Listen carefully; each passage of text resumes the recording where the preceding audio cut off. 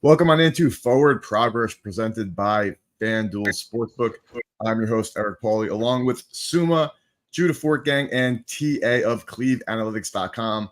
As always, on the Monday Forward Progress show, we're going to take a look at some takeaways from week 2, discuss some futures bets to potentially make, and of course, break down the week 3 board and end it all with Monday Night Football. Right before we were planning for the show, we got big news coming out of Carolina.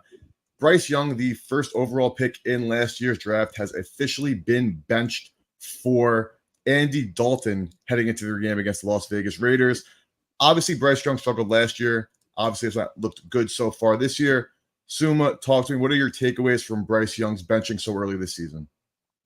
I mean, it was the only rational choice because what we often do not see when from the outside looking in, like you might lose the locker room, you might lose the fan base, there might be some internal pressure, there might be pressure from the owner, even though if Tepper might be the one who finally had the word on taking Bryce Young, but there must be so much internal pressure. And I mean, the Bryce Young era is probably over. And Dave Canales just said, before my era is over as well, I will go with the better quarterback and fix like all the maybe internal problems all at once. And then let's see what happens. And right now, I mean, this Panthers team is not good at all. But if that offense makes a jump from Bryce Young, that's probably a positive note for Dave Canales going forward. But I still think that the team overall is bad enough to still collect a high pick in next year's draft. And then we are going to have the quarterback discussion involving the Panthers like for 3 or 4 months. But right now, I mean, it was not that he did not make a step forward, but it was actually like super terrible, like below Zach Wilson type of play. And that's nothing that you can sell to the locker room and to your fan base after 2 those embarrassing performances.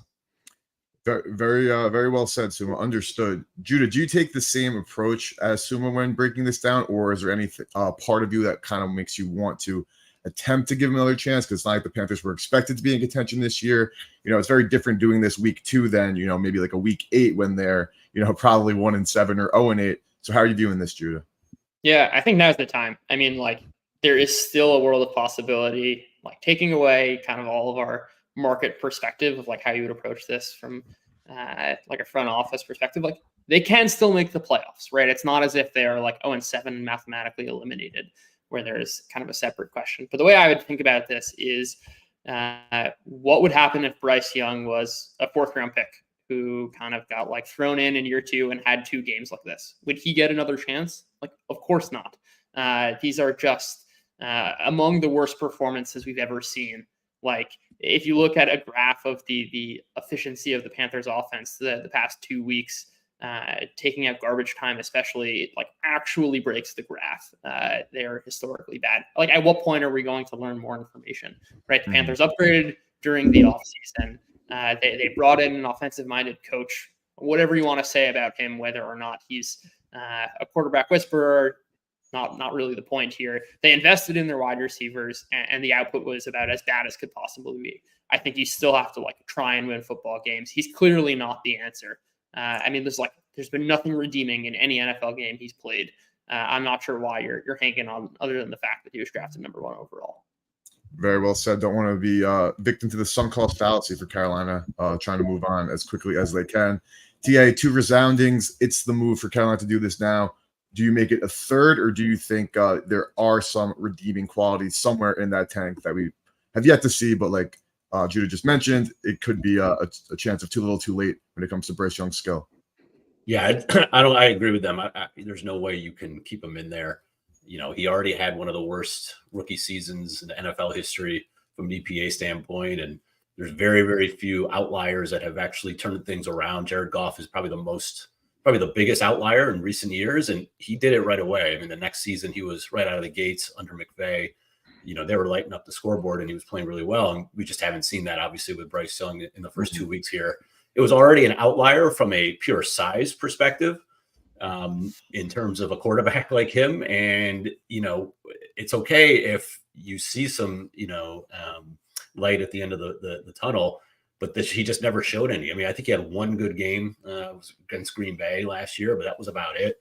He didn't show anything. And, they upgraded the interior of the O-line. They added Deontay Johnson, Xavier Legette, and, obviously bringing in Canales, and none of that seemed to work. It seems like they're regressing.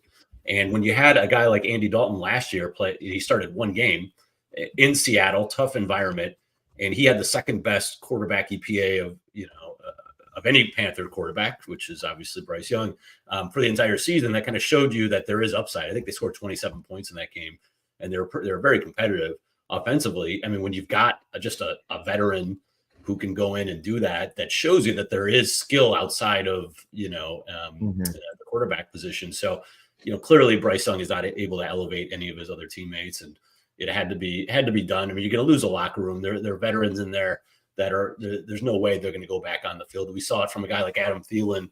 I didn't watch a lot of that game, but what I did see was when he was openly kind of complaining and yelling, like, wondering what the hell Bryce Young was doing out there. When you have a guy like that doing that in game 3 or game 2, that you have to make a change. And so I don't know where they go from here after.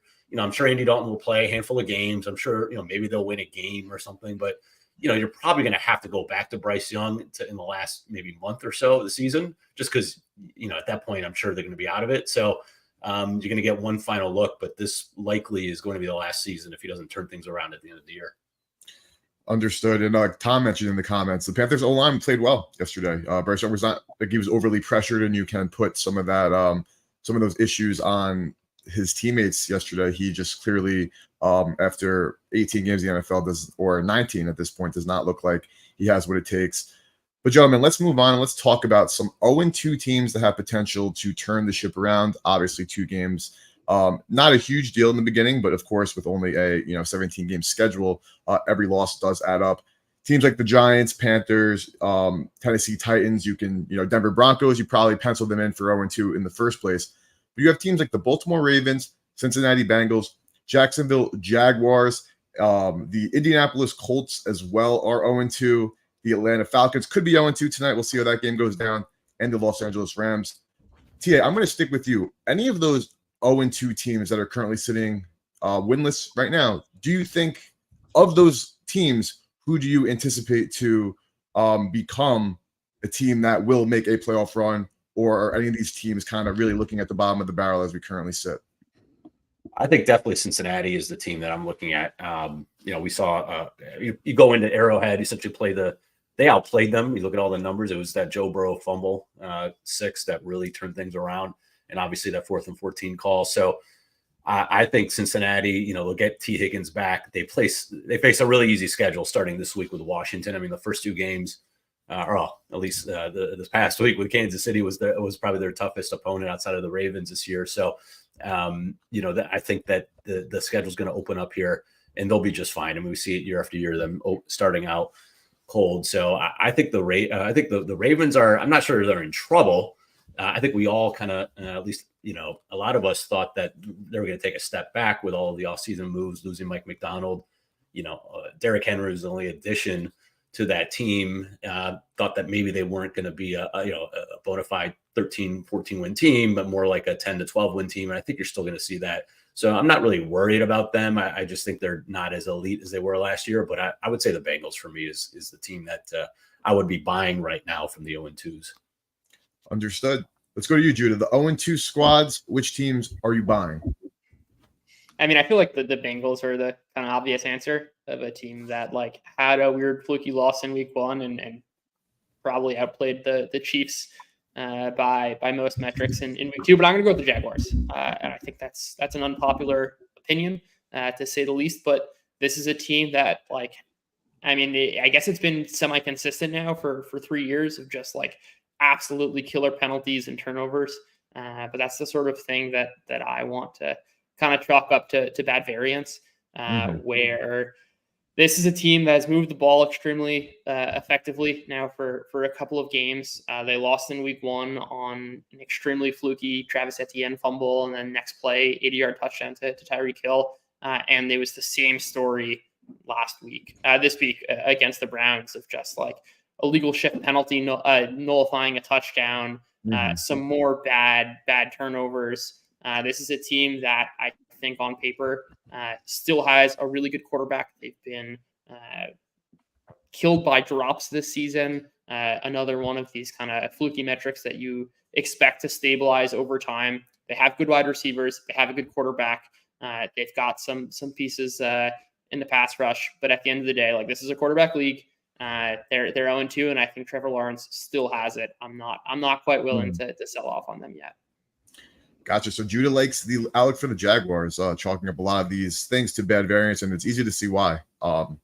So Suma, we have Judah looking at the Jaguars, TA looking at the Bengals. Who are you looking at the 0-2s to potentially make some noise moving forward? Yeah, not much to add. Bengals, Ravens, also some Jags would have been my answer. One question for Judah. I did not look this up, but I'm pretty sure the Jaguars are the worst red zone team since the start of the 2023 season. Like, how is that possible when you have a supposed to be decent quarterback, Doug Peterson? They don't have terrible weapons. I mean, it drives me nuts every time watching them trying to score from the red zone. It's like kind of the problem with the Jags, I guess, so to speak. But like, it's another example of a fluky stat. Like, red zone statistics are not particularly stable year over year. But at a certain point, like, when a pattern repeats itself and like there are mostly the same cast of characters, you can, like, the statistician can say like, oh, it's going to regress to the mean, but they're probably missing something fundamental to the team. And that's like kind of the difficult part about the Jags, is they flash this like potential, and by all means they should be a lot better than they are, but they are hampered by the exact same thing. I'm not willing to say like this is a function of who the Jags are. It's like everything that is unstable are the areas where they're not great. And I think it's just like, we remember a lot of the and Dan's, remarking back to some times of live betting on the Jaguars 2 years ago, where like this is their identity at some point, but like it's also anchored in our biases, and we're going to remember those sorts of things. And I'm going to stick with the data here, which I think paints the picture of the Jaguars as a better team than their results. Very well said, Judah. Thank you. All right, gentlemen, last takeaway before we start heading into some future bets, some looks for week 3, and then, of course, Monday Night Football. Quarterback play, again, has been very unimpressive. Looking at a tweet from Steve Palozzo, since 2019, the quarterback passing touchdowns for 2 weeks were 105. Fast forward to 2024, we're sitting at 66 passing touchdowns heading in to Monday Night Football. That's obviously crazy low and a massive decrease. Suma, what is happening in the NFL, and what is leading to this decrease in passing touchdowns so far this season? We talked about it briefly last week. My answer is still that I don't fully know, but I think that we have worse quarterback play overall. We have worse O-line play overall. That's at least my subjective thinking when watching these games. For example, Geno Smith had one heck of a game yesterday against a very decent pass coverage unit. He really balled out, but this O-line just cannot hold up and really collapsed in some crucial situations. I think that with better O-line play, the Seahawks maybe score 31 points yesterday. And defenses are increasing their umbrella coverages. So cover 2 styles of cover 2, more and more defenses are going the way of rotating into coverage, basically trying to bait the quarterback pre-snap, mixing up their stuff, mixing up their pass rush concepts. So all in all, I think it's a bad recipe if you want to see too many passing touchdowns right now. So, Judah, you mentioned last week that a lot of this had to do with some of the things Suma just mentioned in terms of just overall bad quarterback play, but also you were particularly interested in the fact that teams now understand that the way to get beaten and the way to win in football is to pass the ball. Now, teams have obviously adjusted to that.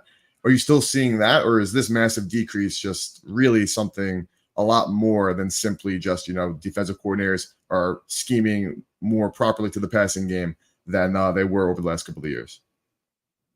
Yeah, I mean, I think both of those parts are true of a function of bad quarterback play and just like this kind of cat and mouse game between offensive and defensive coordinators. But I don't think it has as much to like the general play is down. But if you look at where that comes from, I think we just have a much fatter left tail. By that, I mean, we have a lot of quarterbacks who are significantly worse than effectively replacement than previous seasons. It's not as if the high end quarterback play is as bad. And the outputs I don't think are going to be as bad, but we just have a bunch of guys. I'm thinking of like Bo Nix and Justin Fields, and we saw it with Malik Willis this week of like guys whose passing props are at like 150, crazy low numbers. And I think there's just a lot more mass of those types of quarterbacks, the ones who are just so much worse. And like we think as humans in terms of like rankings, and it's hard to kind of quantify the gap between like what a 32nd best quarterback would be at an output stat versus just like where he ranks. And I think the bottom tier, the guys who are like 27th to 32nd best in passing yardage outputs are just significantly worse. And their outputs are significantly lower than in previous years. I think that contributes a lot of it. And I wouldn't kind of lose that with, on the whole, quarterback play is down. And that is like consistent across the distribution. It's not. It's more so I think that we just have a much fatter left tail of these really bad quarterbacks than we've had in previous seasons. Very, very well said, Judah. TA, how are you viewing this? I just want that wine that Suma just chugged. Is that what that was in the background? I'm just kidding. I think all those, they all made good points. I think some of it too, there's so many running quarterbacks now. Like there's very few just pure pocket passers that they're replacing some of that yardage that you'd see through the air with their legs.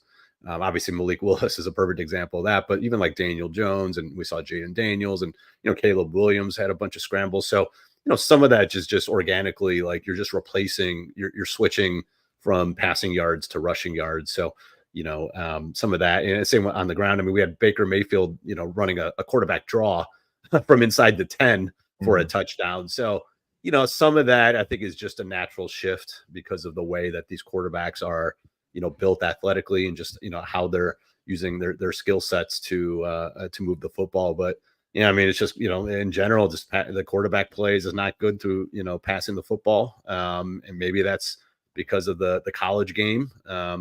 These coaches are calling plays off the sidelines with note card, with boards, and there's not as much pre-snap diagnosis as you get when you're younger. It's just kind of the spread, and it's kind of one read and then take off. So I don't know. I think it's all of that. There's a lot of factors. We'll see. It's a long season.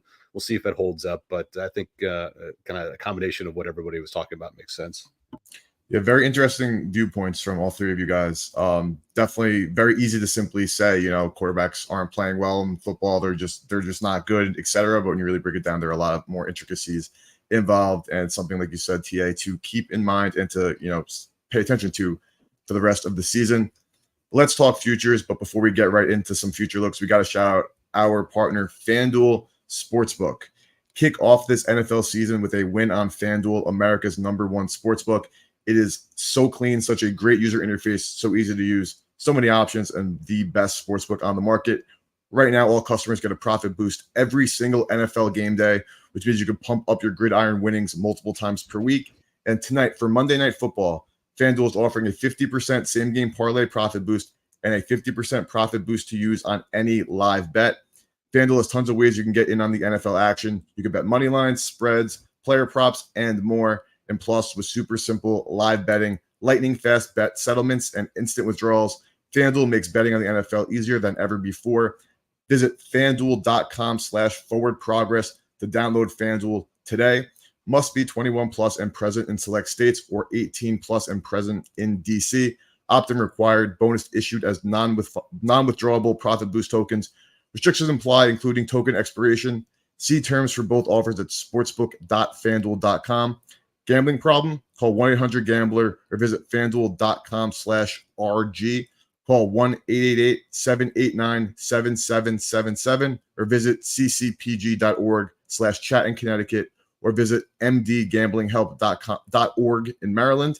Hope is here. Visit gamblinghelplinema.org or call 800-327-5050 for 24/7 support in Massachusetts, or call 1-877-8-HOPE-NY or text HOPE-NY in New York. Shout out to Fanduel. Now, gentlemen, let's look at some future bets, and we're going to start actually with some teams to make the playoffs. Obviously, interesting market. We've seen some massive movements after teams like the Saints, of course, 2-0. You have other teams like you mentioned, the Jaguars, Colts, Bengals, Ravens, now 0-2. So if we can bring up the FanDuel screen to look at to make the playoffs odds. Thank you, our producer, Jason. Let's start with you, TA. Is there any team now after 2 weeks where obviously you don't want to run away from your prior so early, nor do you want to anoint teams as playoff teams or bad teams after just 2 weeks of playing? But TA, who are you looking at to maybe make the playoffs after what we've learned so far this season? Yeah, I'm just going to continue on my Vikings love from prior to the season. And last week we talked about it, and now they're actually favored to make the playoffs, which is just incredible, considering their win total was like 6.5 for most of the summer. But that win, obviously, the first game against the Giants was such a coin flip, but that win yesterday was just a monster for anyone holding a playoff ticket or an alternative over, because that was a game that I run my ratings through schedule and kind of simulate the season. And that one is, you're typically a 6-point favorite or so with a healthy McCaffrey. And you're expected to lose that game, and to win that, it's a huge flip on the season. But not only that, if you look at their schedule going forward, and the one pushback I got all season about the Vikings as a sleeper was that their schedule was tough. And, obviously we don't know what happens until you start playing the games with injuries, et cetera. But you've got some very winnable games now that before the season you would have been, maybe a 25 or 30%, win probability. You're going to Green Bay in 2 weeks, which who knows if Jordan Love's going to be able to play. And if he does, he's not going to be, fully healthy, I'm sure. So you have a much better shot of winning that game than you had maybe before the season. You're a neutral spot against the Jets, who, they look okay, but they're, all their top defenders are going down. They have no pass rushers really right now. Everyone getting hurt with Jermaine Johnson and, tearing his Achilles. And you've got Hassan Reddick not signed. So, that's a variable winnable game. You've got the Lions at home in a couple of weeks. The Lions don't look that impossible to beat. Jared Goff is playing, not playing well. And you got the Rams in week 8, which may or may not see the return of Puka Nacua by that point. So, a lot of teams, Jacksonville, Tennessee, Indianapolis, even the Bears twice. The Bears could have been a much tougher game going into the season. Now, you're definitely favored at home, and on the road, it's a coin toss. So a lot of games that I would have thought earlier, even though I had them going far or winning a lot of games, I didn't expect them to have, short as spreads as we're going to probably see because of some of this stuff. So I think they have a real shot at the division. I was a little bit hesitant to back the Lions. I was not nearly as hyped up about them as literally everybody else that I would talk to. I thought there definitely possibilities that Jared Goff could turn into pumpkin Jared Goff, and we're starting to see it. And we saw it yesterday, and I don't think they're nearly as automatic and dominant as everyone thought. So they're very vulnerable. I think that Minnesota here has a real shot to make the playoffs, and even at essentially even numbers here, I think it's worth a shot. I mean, the Texans are going to pose a big threat. I think maybe what you do is just see if Justin Jefferson is going to play this week. If he is, then maybe you take a shot at him now. If he's out, then you can sit back, maybe wait a week, because I'm sure it's a very short-term injury even if he is out, and you can get a better number after that Houston game. So that's the way I would play it. Yes, understood, TA. Thank you for that. And if you have not looked at TA's work at cleveanalytics.com, where he's broken down in detail why he loved the Vikings prior to the season, make sure to check out taanalytics.com. Judah, what teams are you looking at to potentially back to make the playoffs or even fade to not make the playoffs so far this season? Yeah, I'm going to go with the Arizona Cardinals to make the playoffs, getting that at plus 205 now. It's 2024. It's an offensive league. And this is a Cardinals team that put up 28 points against the Bills, 41 against the Rams this past week. And I talked about this in the offseason. This was a team that I was really kind of chasing the right tail of their offense. I think there was some concern about Marvin Harrison in week 1. He was running slow and all of that. I think week 2 kind of calmed down a lot of the concerns there. Obviously, he broke out in a big way. But this is a legitimate offense and one that I think can be one of the very best in the NFC. You also kind of take a look around at some of the teams that we thought would be really good to start the season, thinking about like the Packers, even the Niners. Like it's not coasting from here on out. I think this is generally a weaker conference. I mean, we just saw the Cowboys get massacred. It's kind of wide open out here, and I think this is a legitimate Cardinals offense and one that I think we want to kind of be early to. They don't have a particularly daunting schedule. I think this is a pretty solid value here. Understood. The Arizona Cardinals looked very impressive yesterday, and I could definitely see what you're saying there, Judah. Suma finishes off. Any team to make or miss the playoffs from what you've seen so far from 2 weeks of the season? Going with 2 potential misses, I kind of like Ravens and Cowboys at plus prices to miss. Ravens 0-2. Yes, they are maybe like 2 or 3 plays away from being 2-0. But I think that, like TA mentioned, there are some underlying weaknesses with this team where I believe those are hard to fix throughout the season. I'm not fully sold out on their defense. I think that the right side of the offensive line is a major question mark. And outside of the trade deadline, I don't really see how this will get any better soon. And the Cowboys, I mean, the spine of their defense is not really good. And when you look at their schedule over the next couple of weeks, yes, Giants is a very winnable game, but now Ravens at Pittsburgh is going to be a tough game. Lions, 49ers, at Falcons, maybe Kirk Cousins is not fully cooked. Eagles, Texans. This is a very tough slate. It gets easier as the season goes on, but I think that the Eagles' offense was very promising from a process standpoint, and I don't really like what I saw from the Cowboys overall. Their offensive line is struggling. They don't really have a run game. Their receiving group outside of CeeDee Lamb gets extremely thin all of a sudden. Now Jake Ferguson is dealing with an injury. Those I'm looking at plus prices right now. Couple of plus prices there from Suma, another one from Judah, and then TA just keep riding his Vikings wave that he got in on early. But let's talk about the MVP race. Obviously, it's only been 2 weeks so far, but you have guys like Derek Carr, who's been absolutely electric. Kyler Murray, who's been, obviously playing really well and put on a show yesterday. And you have Baker Mayfield, who has just been exceeding every expectation. But obviously, as you go to the top of the board, you have looks at the usual suspects, and Mahomes now plus 260 favorite, of course, to pull off that win. So I'll go right back to you. MVP award, any value with any guys deep down the board, or again, just 2 weeks, might as well continue to look at the chalk and just keep monitoring these prices so far?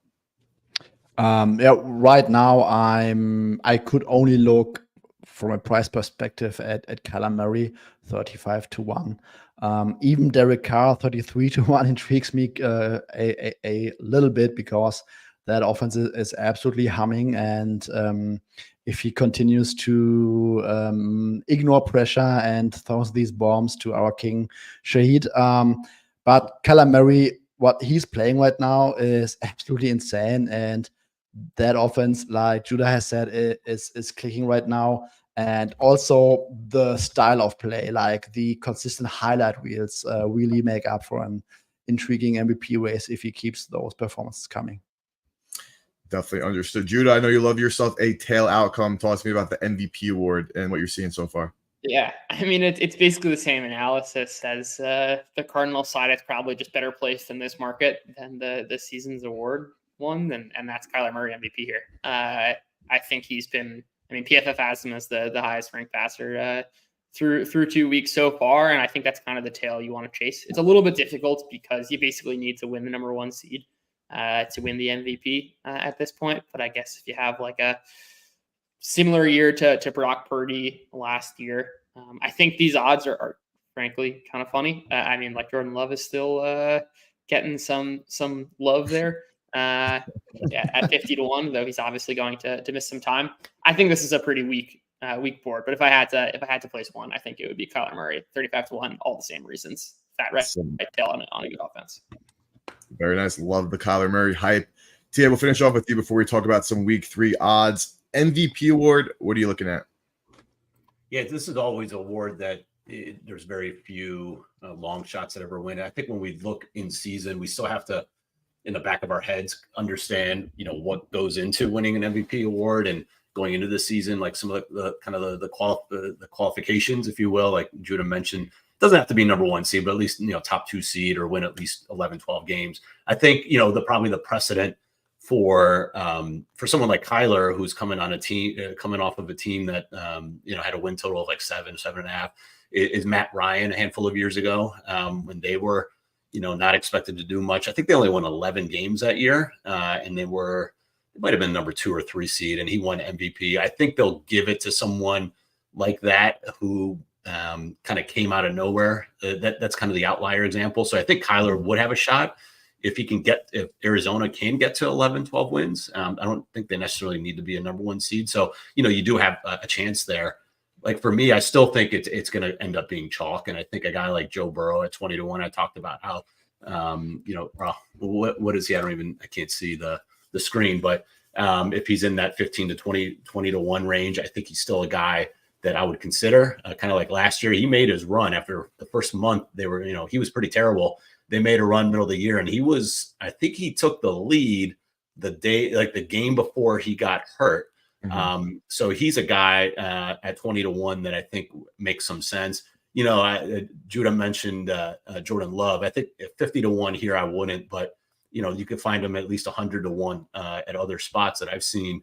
If you can get kind of triple figures on a guy that, if the knee isn't bad enough where he can come back in a week or two, he does have that upside. Again, you're getting the risk, you're getting the reward for the risk you're taking here by missing a couple of games. But if they go on a big run after he comes back, then you never know. But those are probably the 2. But I think Burrow, amongst the kind of the top 2 or 3 guys, would be the ones I would look at. Understood. Judah, look at one. I jump in here. I get a lot of shit for bringing up Aaron Rodgers, and we're talking about MVP for a guy who's going to miss 4 or 5 weeks for the season. It's just like some little like Packers thing going on here. That's only if he can come back. Like supposedly he was, I don't know if it's just gamesmanship that he was questionable. He wasn't totally announced out a couple of days ago from Matt LaFleur. Like I said, if he can come back in the next week or 2, you're right. If it's longer, obviously no. But if he can play next week or the week after, then at least gives him a chance. But if we're talking long shots, that's the only way to look at it. Is you need kind of some outlier events. Definitely need the outlier events for some long shots to get through. But gentlemen, let's talk about week 3. We have made it to week 3 of the NFL season. Somehow, some way, we're already kicking off into full swing.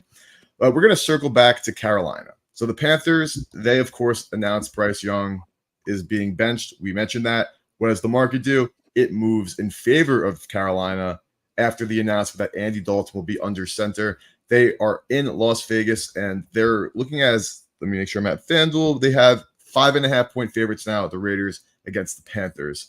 We'll start with you here, Judah. Raiders, Panthers, you see this movement. The movement's obviously telling us that the market is more bullish on Dalton's capabilities than obviously what we've seen from Young. What do you make of this line movement and this Panthers-Raiders game? Yeah, I think I'd be surprised if this closes at 5.5. I think it's going to trend a little closer to 3. I think probably close to something at 4.5 here. I mean, there isn't that much that needs to be said that hasn't already been said of like Bryce Young was as bad as quarterbacks can be. And I think Andy Dalton is not just like some serviceable backup. I think he's probably like the 22nd or 23rd best quarterback in the NFL right now. Like this is a legitimate quarterback, and I think he's going to run a legitimate offense. And like the Raiders, while I was certainly high on them last week, and I think I'm high on them relative to market are not good enough on offense to kind of win with the margin they're implied for. And I think the market's just going to continue to buy in. If you're kind of taking this from a perspective of like anchoring to the opener line, like it is not 1.5 points between Bryce Young and Andy Dalton. I think it's closer to like 3. I would take Carolina at this point. Suma, do you agree that this is not a big enough adjustment from the market going from Bryce Young to Andy Dalton? Probably yes. If you asked me to bet on the next line move, I would probably go rather towards Carolina. Andy Dalton, I mean, Bryce Young was so bad that we have to assume Andy Dalton behind a solid offensive line. I mean, the offensive line also did not grade poorly last year. They did not grade poorly, I think, this season. Deontay Johnson, and I mean, Andy Dalton has to look like a monumental upgrade in this offense. So I agree they're kind of in the dead area right now, but I don't think it will get pushed back significantly towards 6 or 6.5. Understood. Yeah, we've also seen this total jump up from 38 to 41. Obviously, we mentioned the spread. Any thoughts on if that total or spread, again, if it's adjusted enough or makes sense of your numbers, or if you think it's going to continue to adjust as we move closer to kickoff? No, I mean, I think we saw the big adjustments, and it's pretty telling that the starting quarterback gets announced out and the line moves. I mean, it's not just a 1.5 point move. It's off of a key number of 7. It's True. Significantly more valuable. So like that's a huge move. We joked around in our Slack yesterday because we said, "Oh, what's this Panther line going to be in Las Vegas after the game's ended?" And I guess 7. I said, I think it has to be 7, which is absurd to think that this Raiders team led by Gardner Minshew could be 7-point favorites over anybody. But that's just how bad Bryce Young in this offense has been. And then, with Dalton, I thought it would be, I said he's worth about 2 to 3 points. Again, it depends what if you're going through a key number, then it essentially takes care of that. But so I think it's going to settle in this 4.5, 5.5 range. I will say we keep harping on the Panthers offense with Bryce Young. This defense is really bad. And that was one of my concerns coming in. And, there are people that had a lot of upside notions. Some people, I know some services had, or at least one service had Carolina making the playoffs as a long shot. My one concern was that defense, which was pretty solid, wasn't great, but it was solid last year, kept them in a lot of games. They lose their best defender in Brian Burns. You lose a playmaker in Frankie Louvu. You bring in a veteran like Jadeveon Clowney, who, once you start losing, he's just going to sit there and collect a paycheck, and, who knows what kind of effort you'll get from him. He did that with the Browns a couple of years ago. You got JC Horn, who's always hurt. This is not a good defense. And so, yeah, the Raiders aren't great, but, and the Andy Dalton upgrade will help, but, they still have to defend some people. So I do agree with the over here. I do agree with the total moving for sure. With the Andy Dalton news. So, it all makes sense. I think it's kind of in line. I think 4.5 to 5.5 is kind of where it settles. And those are dead numbers anyway, but, so there's not a huge gap between the two, but it'll probably ping pong between those two, I think, all week. Understood. Well said, TA. Tia, we're going to stick with you. We're going to go with, if you don't know, TA is, of course, a massive Cleveland Browns fan and does amazing work surrounding all things Cleveland Browns. But I guess it's safe to say your NFC team this year is the Minnesota Vikings, like we've mentioned. And now they host the Houston Texans in this matchup. But this number opened at the Vikings, it looked like -3. Now the Texans are laying 2.5 points on the road in Minnesota. Obviously, we saw Houston look good, not amazing. Actually, let me rephrase it. Opened at Houston -4.5, now down to 2.5. They're coming off that Sunday night victory against the Chicago Bears. Do you like this matchup for your Vikings this weekend, TA? Yeah, I mean, I'll have to dig in a little bit more. It's tough. Obviously, the Jefferson news is huge because you don't have Jordan Addison. I don't know if he's going to play, and you obviously don't have TJ Hockenson still. So, that's a tough matchup. You got Will Anderson and Danielle Hunter were wrecking Caleb Williams last night. So that's a really tough front. I mean, it's the Danielle Hunter revenge game. But I think it's going to be a really good matchup. You would have to give me at least a field goal here. It's interesting. Houston was just in Indy in week 1, and that line closed 2.5. So you're essentially calling Minnesota and Indy about the even teams right now, or at least Indy what they were thought of going into the season, which was I would have called just like the most average team in the NFL. So the line is probably right. Flores versus CJ Stroud is going to be an awesome chess match. Flores versus anybody is an awesome chess match, but CJ Stroud, who you can get him with pressure. I mean, you can do that with a lot of quarterbacks, but he certainly is not the greatest when there's pretty big gaps between going back to Ohio State days between under pressure and clean pocket. I mean, with a clean pocket, he might be the best quarterback in the NFL when no one's around him. But when he does get pressure around him, he does seem to struggle a little bit more. We saw that in the second half last night in Chicago against the Bears. So I'd say from a pure ratings number standpoint, I think the number's right on. I'll be curious if Jefferson is announced if that moves towards a pick 'em. I'm not sure how much the market is weighing the probability that he plays. I'm sure it's, at this number, it has to be, significantly high, but, I think the number is about right. I'm probably not going to, I have so much exposure long-term between Kevin O'Connell, coach of the year, and all my alts on Minnesota and win division and make the playoffs that I don't from game to game, I don't necessarily need to invest in every Vikings game. So I could probably sit it out. And I have plenty of incentive to still have the Vikings win, but I think the number is probably right. After a 2-0 start, that's definitely a good problem to have for UTA.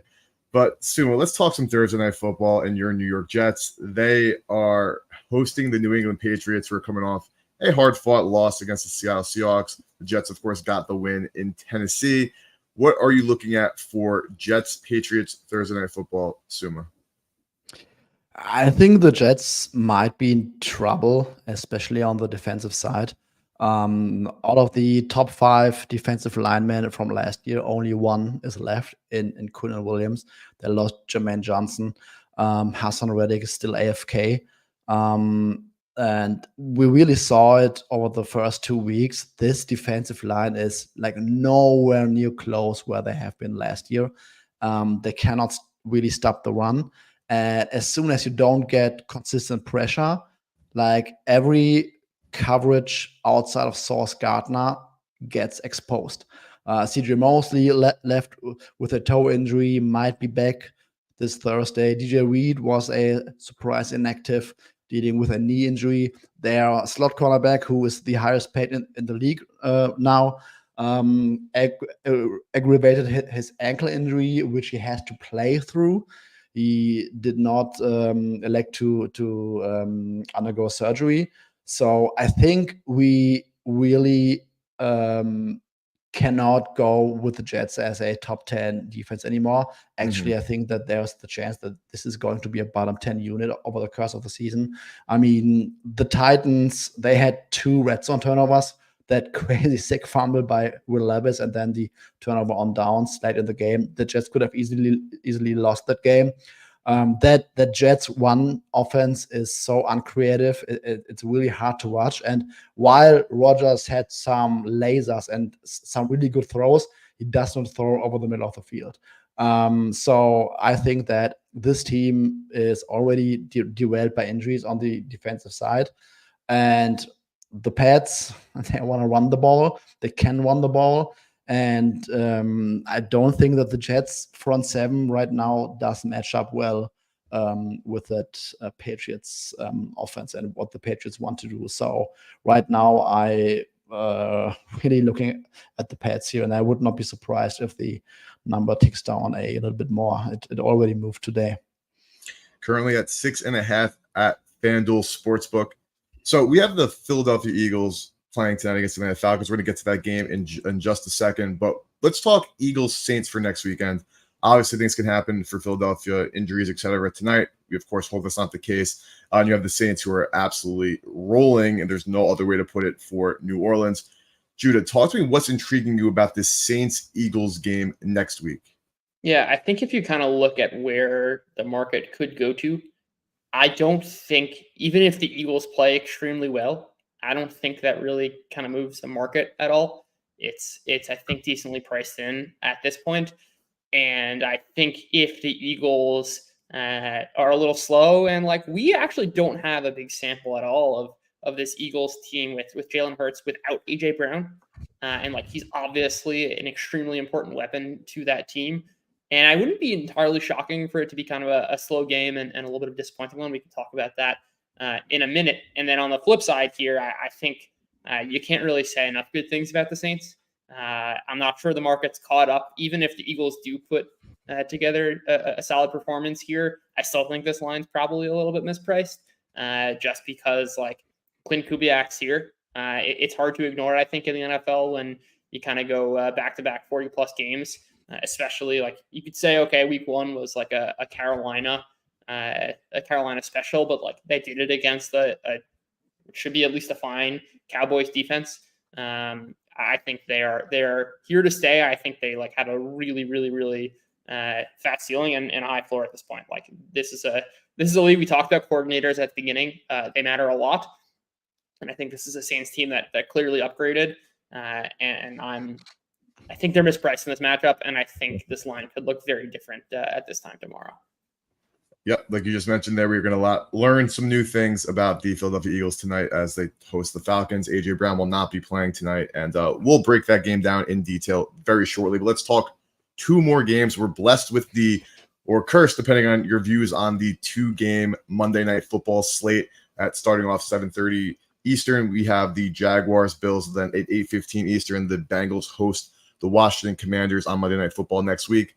But let's talk Jaguars Bills. We discussed the Jaguars in pretty solid detail earlier about how some of the things that ways that they're creating to lose football games should not be sustainable, as this is overall a good team. Just hopefully regression will help them out. And then you have the Buffalo Bills, of course, who are coming off a massive Thursday Night Football win in Miami. We'll go to you, Suma. Bills or Jaguars, what is intriguing you about this one, with Buffalo sitting -5.5, total 46.5 at FanDuel Sportsbook?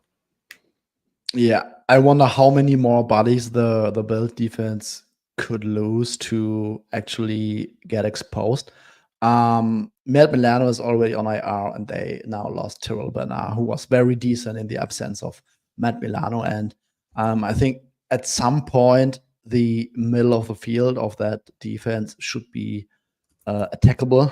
And the Jaguars, they have absolutely nothing to lose. Evan Ingram sounds like a multi-week absence with his hamstring that he got pulled in warm-ups yesterday. However, I still think that the Jags, I mean, they are with their backs against the wall. They should be really, really aggressive and try to attack that defense. And that's basically the matchup that I am looking at right now. The Bills have been really, really good over the first 2 weeks, but this is a very desperate 0-2 Jaguars offense that has nothing to lose, in my opinion.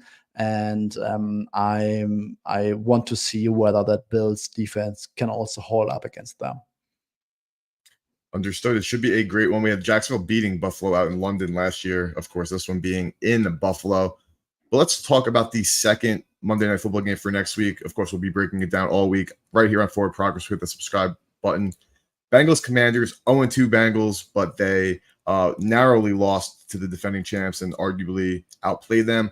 And the Washington Commanders, who only kicked field goals but somehow pulled off a W at home against the New York Giants. We'll stick with you, Suma. Bengals Commanders opened 7, now 7.5, 8 at FanDuel Sportsbook. We were sitting at 7.5, Bengals -7.5, a total of 48.5. Suma, talk to me about Bengals Washington. Yeah, I think that the Commanders' loss against the Giants was more on the Giants, maybe not having their kicker and having an atrocious defense, rather than something being positive about the Commanders. However, there is one very intriguing matchup in this game, and that's the Commanders against the Bengals run defense. The Bengals run defense is absolutely abysmal right now, and they lost both their starting defensive tackles with hamstring injuries, BJ Hill and Sheldon Rankin. So if there is one avenue for the Commanders to attack this defense, it's on the ground, and if they are able to run the ball well, also with Jaden Daniels, sustain drives and keep this low scoring, I think that's one path for the Commanders to be successful. Because that passing game, I mean, that combination of Jaden Daniels, that pass protection, and Cliff Kingsbury is really a nightmare situation. But I'm not quite sure whether that will be the number one thing that they need against this Bengals defense. So Tia, you mentioned last week that you thought Washington could be potentially like a dead over style team. Obviously, we didn't see much of that, as you also expressed your, I want to say dismay with Cliff Kingsbury and the way that they run their offense in Washington now is very stagnant, like you mentioned last week. After another week of getting Jaden Daniels, in the mix, of course, he did not score a touchdown. Have you upgraded this Washington team whatsoever, or do you think this is a spot for a clearly much better Cincinnati team to kind of have their way with the Commanders' non-existent secondary? Might be muted, Tia. I still like the Washington team as an over team. Mm-hmm. They've had 9 drives end in a field goal or a missed field goal so far this year. They moved it on Tampa in that first game. They settled a couple times. They missed 2 field goals. They had one long play get called back that would have got the ball inside to the 10 when they were in the red zone. Yesterday they kicked 7 field goals, but I think like 5 of them were inside the 20-yard line. So they're moving the ball a lot. It takes them some time because Cliff Kingsbury still wants to go sideways all the time, but with Jaden Daniels' legs, he can create, he can extend drives, which can help, and they can, on short yardage, he's very dangerous. So I think they can score on the Cincinnati team. We'll be curious to see if Lou Amarudo can devise something to slow down Jaden Daniels. But I do think that they'll be able to move the ball on Cincinnati, and their defense is atrocious. To allow the Giants 18 points, 3 touchdowns, should have been 21. And it could have been more if they had a field goal kicker, because that last play, Malik Neighbors dropped an easy 4th down catch, which would have led to another, potential touchdown. To give the Giants over 5.5 yards per play, a 13% explosive play rate. They're a 45% success rate. The Giants moved the ball at will. They had 1 turnover. I think they only punted twice the entire game. That's saying a lot. It tells me that your defense is just atrocious. So, and I'm not positive if Tampa punted. They might have punted once in week 1. So probably 3 total punts in 2 games against Baker Mayfield and Daniel Jones. I think if T. Higgins is back or not, I think this over is worth a look. This is the type of get right spot for Cincinnati, who had to go up against the New England's defense and the Chiefs defense. This is the type of team that you want to face, and I think that they're going to be able to light up Washington. And I think Jaden Daniels is good for a potential backdoor possibility, and I don't even want to bet on or against that. I'd rather just look at points here. So I think the number, under 49 could be worth a look to take the over here. Entirely understood. We're going to talk again in more detail about all of these games right here on Forward Progress. Make sure you hit that subscribe button and hit that like button and hit that notification button so you never miss out whenever we go live all week long. But gentlemen, the moment we've been waiting for, Monday Night Football, Falcons, Eagles. Let's go right back to UT. I want to hear everybody's thoughts, and of course, Judah's going to break down a same game parlay for this one. TA, do you have any action placed on this one, or how are you looking to bet on Falcons Eagles tonight? So I'm already, it's too late now, but I'm already sitting on under 47. I know it's 45.5 now with the AJ Brown news. I still would look maybe the first half under. I don't know if you can get a 23. That's obviously key, but I do think that it was more than just rust with Kirk Cousins last week. He did not move out of the tackle box. And I just find it hard to believe against a good pass rush that, he's going to be able to extend a lot of drives. So, they might be able to move it a little bit with Bijan Robinson and from time to time, but I just think kind of the consistent drive moving the ball through the air is going to be tough for Atlanta. And I said going into last week, I liked the team total under last week with Atlanta. It was 23.5. And there's a lot of talk about this new Zach Robinson offense with a lot of 11 personnel, bringing that from the Sean McVay tree, and just this assumption that they're going to throw the ball all over the field. And what's interesting is, the Sean McVay runs the ball way more than expectations. Like their pass rate over expected is always negative. So it's not like that just because you put more receivers on the field, you're going to throw a lot. They use that. They spread it out to run the ball. So we saw that last week as well. The Falcons ran the ball a ton. And I think we're going to see that again against this Eagles defense that is susceptible to the run game. So I think there's going to be a lot more running on that side of the ball. And then obviously the Eagles without A.J. Brown, it's very limited sample, but we saw in the first half, we saw it last year in the final game of the year against the Giants. He was hobbled. He played on a bum, I think it was a bum ankle. They didn't score in the first half against the Giants. He sat out the rest of the game. And then in the Tampa Bay wildcard game where he didn't play, they scored 9 points and they just looked completely out of sorts. Now they do have Jahan Dotson, which is going to help. He's obviously going to be needed here, but that offense takes a big hit. You lose that big playability. You can AJ Terrell can maybe key on Devonta Smith. So I would look for more Barkley, some Goddard here, more than usual. And I think that I think the Falcons defense, while they're not elite, I mean they're top league average with the Matthew Judon and Justin Simmons signing. So they can at least keep the game interesting. I think it will be closer, but I think the number. I think I could only look at the under here, even. At this rate, I think first half, maybe just if you get a little more kind of Kirk Cousins still trying to, get in the flow of things. But I think game under should be okay.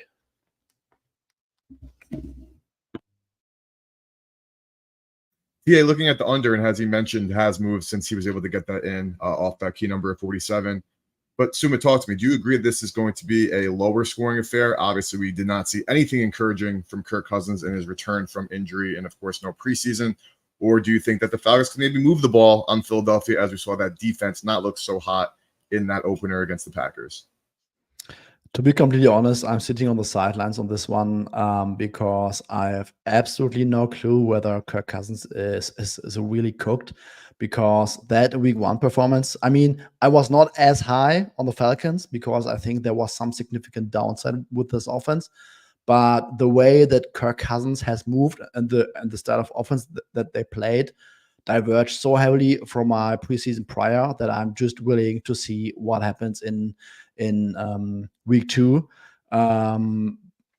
So just going to see whether that week 1 performance was a fluke or not. If it's not, I think that the Falcons are in serious trouble.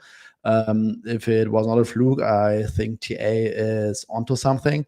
But if it wasn't a fluke and all of a sudden it's the Falcons offense closer to my preseason prior, I would also not be surprised if they gave Philly a decent game here.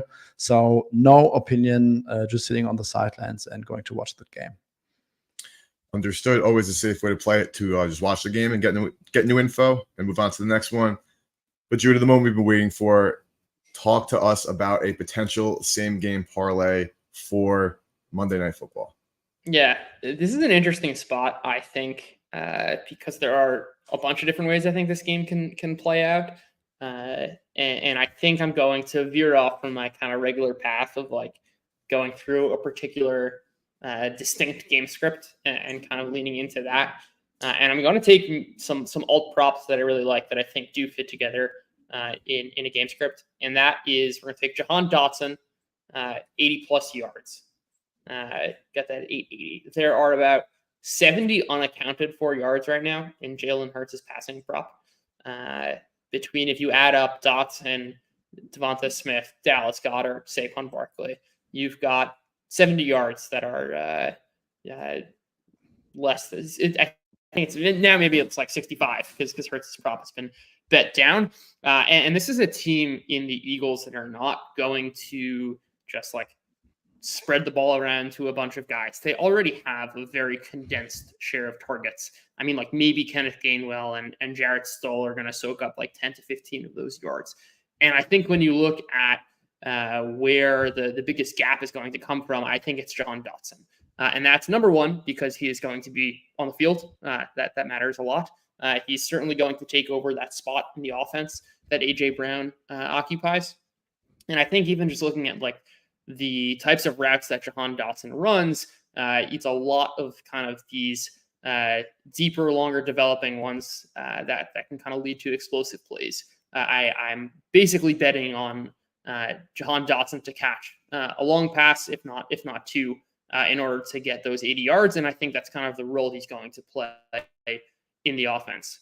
When you look at another leg here, and what I think that game script implies is at least a couple more drives where the Eagles are not running as many plays, but are scoring points, which is going to force the Falcons to take a bunch of dropbacks. And I think kind of leaning into this angle of like, oh, Kirk Cousins can't move in the pocket is going to lead to an increase in his sack rate from previous seasons, just from like his inability to maneuver the pocket. And we're going to add Josh Sweat to have a sack here. We can get this at 20-1 now. And I think these are both just props that I like. This is a Falcons, especially their tackles really struggled last week against the Steelers. Granted, it is the Steelers pass rush and TJ Watt, but this is also a very good Eagles front themselves. And I think Dotson's 80 yards means that the Eagles have a couple of these kind of quick strikes, and that's going to mean more dropbacks in a negative game script for the Falcons, which is where sacks usually happen. Josh Sweat played way more than Bryce Huff this past week, and that's kind of the reason why I would go with Sweat over Huff here. And these are two props that I just like in a game script that I think obviously, like, it can also happen that like Josh Sweat gets a sack in the first quarter and Jahan Dotson has 6 catches for 85 yards. Like that sort of thing happens too. I think there are a bunch of different pathways for this bet to hit. And I'm going to be playing it at 20-1. Love it. Tia, you have something you want to mention here? I was just curious of Judah's thoughts on this. Whenever we have an injury like this, we always just assume like everyone just moves up one rank, but sometimes you get like somebody who kind of fills a specific role that is maybe a couple spots down the depth chart, especially a young guy. I'm wondering, do you have any thoughts on Johnny Wilson as kind of a sneaky guy to toss in from a prop perspective or a first TD perspective? You know, he was on the field. I think he ran, just like a handful of routes last week in the opener, but he's a big body guy. He'll play outside. Obviously, A.J. Brown's an outside receiver for the most part. Maybe Dotson goes inside. Is there any shot that you think in the 11 personnel he plays more on the outside with Dotson or Devonta Smith inside? I don't know. That's a name that I'm thinking about as kind of a longer shot. It's a name that I absolutely love. Unfortunately, there are no props available for him. That's the unfortunate answer. Well, there is a TD prop. I don't know about there is a TD prop, but I'm not the first TD legend like you are, and I generally avoid the touchdown props as the ones with probably the biggest holds. But yeah, I mean, maybe that's like some percentage of those unaccounted for yards, but I would absolutely love if we got some alts. And at this time of the recording last week, I was talking about how I wanted Allen Lazard alts, and they just had the whatever it is, 26.5 main line. But as kickoff got closer, we got those Lazard props that I was looking for. So that's definitely a name to look out for as we get closer to game time. And I would definitely make a bunch of bets on his odds. Judah absolutely nailed the Lazard breakout in week 1. So we're looking at Jahan Dotson and Johnny. What was his name? I didn't even have Johnny Wilson, rookie from Florida State. The guy is like 6'7". He's a monster. He's very slow, but he's just a huge body. So you could get him at the red zone. By the way, Judah, I'm going to take credit for Judah's pick last week because I pushed back so hard that he was so forced to put such a great prop in Allen Lazard. So I'll take some credit for that. I was, playing devil's advocate, and he came up with a great one. So I don't mind taking some credit, Judah. Thanks. Whatever helps you sleep at night. This is the love we have on Forward Progress. And also you have TA breaking down guys on the depth chart that most people haven't even heard of. So if that's not a big enough signal to subscribe to the channel and not miss a live show, I don't know what else there is for you guys.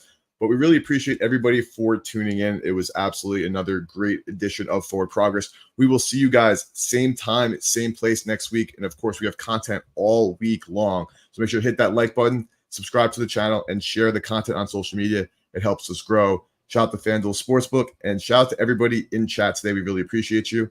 On behalf of myself, Suma, Judah, and TA, thank you guys. Best of luck with your bets tonight, and we'll see you guys next week.